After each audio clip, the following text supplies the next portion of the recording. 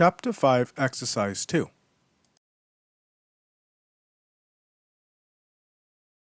Hints. Use theorem 510 to show that f is strictly increasing on AB exclusive. Apply theorem 423 to establish existence and differentiability of G. Solution. Let x and y be such that a less than x less than y less than b.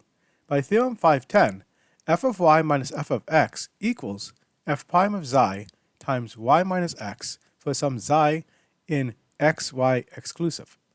Since f prime of xi greater than 0, we get f of x less than f of y.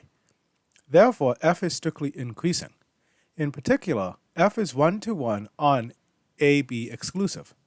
Denote y equals f of AB exclusive, the range of f.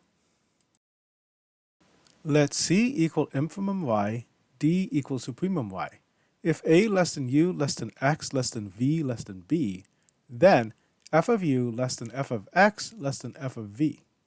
It follows that negative infinity less than equal to c less than d less than equal to positive infinity, and the range y has neither maximal nor minimal element, y subset CD exclusive.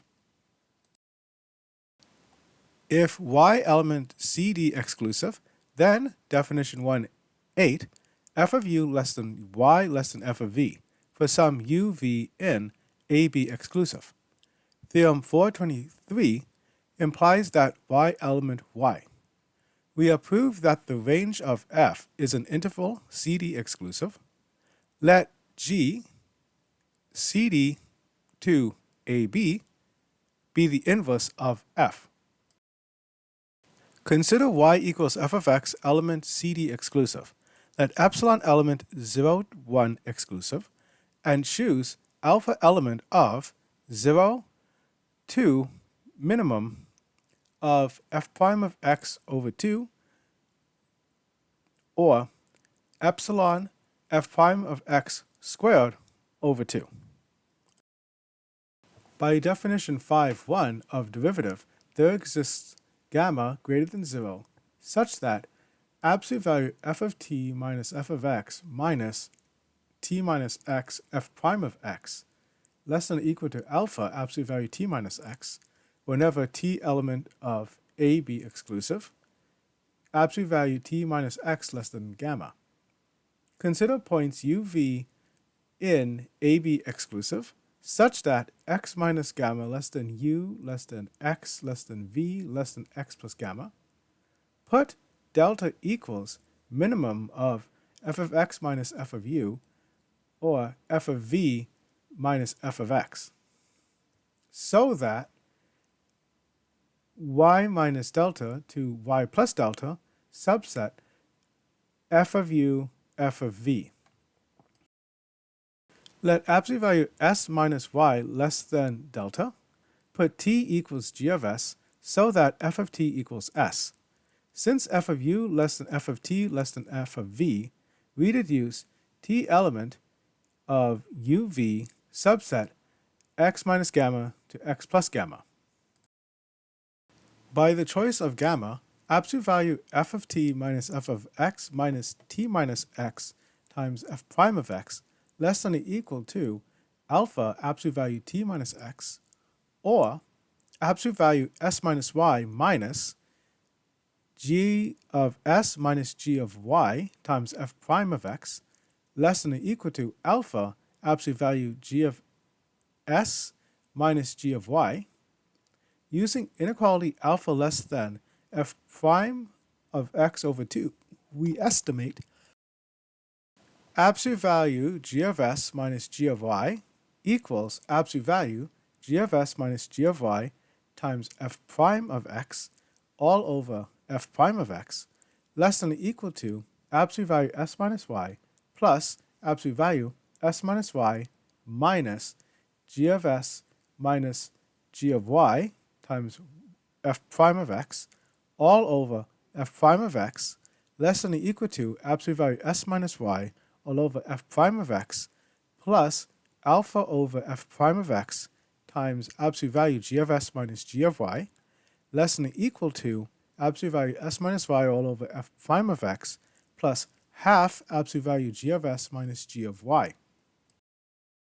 So, absolute value g of s minus g of y less than or equal to 2 all over f prime of x, absolute value s minus y, and absolute value s minus y minus g of s minus g of y times f prime of x less than or equal to alpha absolute value g of s minus g of y less than or equal to 2 alpha over f prime of x absolute value s minus y.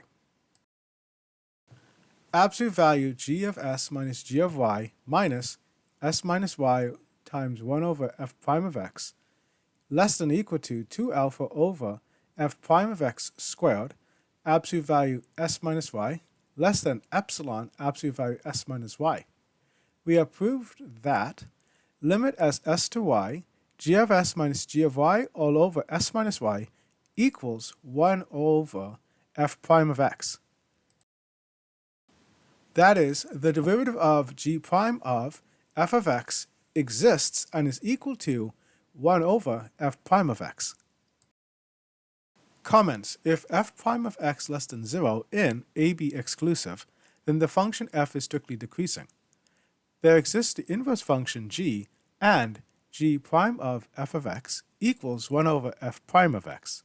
Indeed, if f tilde of x equals minus f of x, then f tilde is strictly increasing. Denote by g tilde the inverse of f tilde, and note that g of y equals g tilde of negative y is the inverse of f.